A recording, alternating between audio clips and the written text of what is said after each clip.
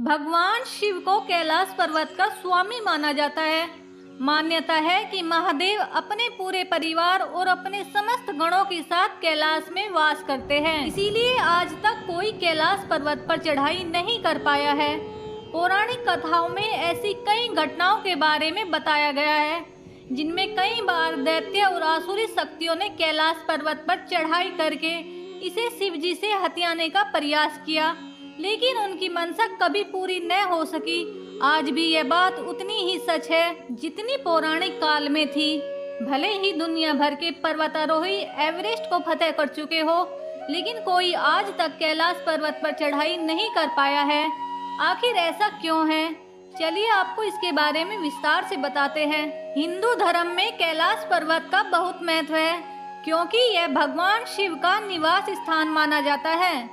लेकिन इसमें सोचने वाली बात यह है कि दुनिया की सबसे ऊंची चोटी माउंट एवरेस्ट को अभी तक 7000 से ज्यादा लोग फतेह कर चुके हैं, जिसकी ऊंचाई 8848 मीटर है। लेकिन कैलाश पर्वत पर आज तक कोई चढ़ाई नहीं कर पाया है, जबकि इसकी ऊंचाई एवरेस्ट से लगभग 2000 मीटर कम है, यानी कि 6638 मीटर है। यह अब तक रहस्य ही बना हुआ है। कहते हैं कि अगर कोई व्यक्ति कैलाश पर्वत पर चढ़ाई करने लगता है तो उसके बाल और नाखून बढ़ने लगते हैं। कैलाश पर्वत के बारे में अक्सर ऐसी बातें सुनने में आती है। कई पर्वतारोहियों ने इस पर चढ़ने की कोशिश की, लेकिन इस पर्वत पर रहना असंभव था, क्योंकि वहाँ शरीर के बाल और नाखून तेजी से बढ़ने लगते हैं। इसके अलावा कैलाश पर्वत पर बहुत ही ज्यादा रेडियो एक्टिव भी है। ऐसी भी है मान्यता, कैलाश पर्वत पर कभी किसी के नहीं चढ़ पाने के पीछे कई कहानियां प्रचलित है। कुछ लोगों का मानना है कि कैलाश पर्वत पर शिवजी निवास करते हैं और इसलिए कोई जीवित इंसान वहां ऊपर नहीं पहुंच सकता।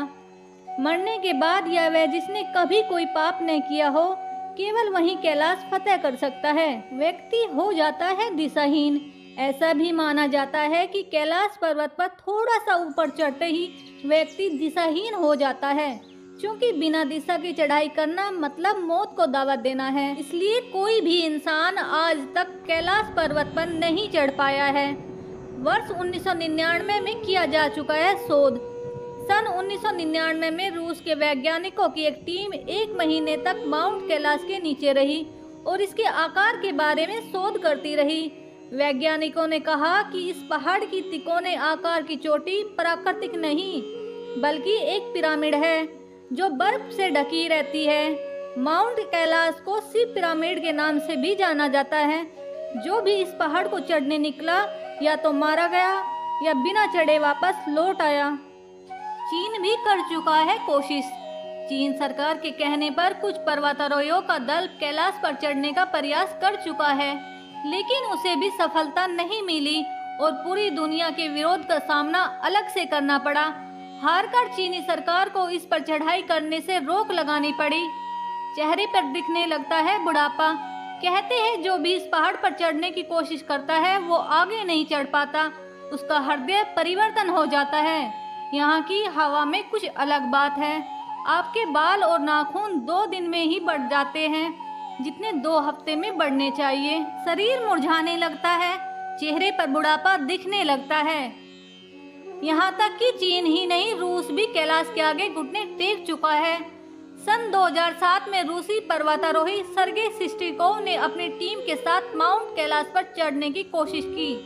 सर्गे ने अपना खुद का अनुभव बताते हुए कहा, कुछ दूर चढ़ने पर मेरी और पूरी टीम के सिर में भयंकर दर्द होने लगा।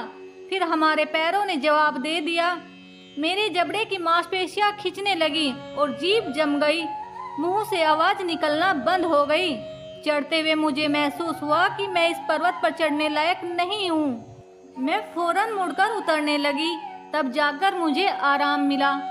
बताते हैं कि 29,000 फीट ऊंचा होने के बाद भी एवरेस्ट पर चढ़ना तकनीकी रूप से आसान है, मगर कैलाश पर्वत पर चढ़ने का कोई रास्ता नहीं है।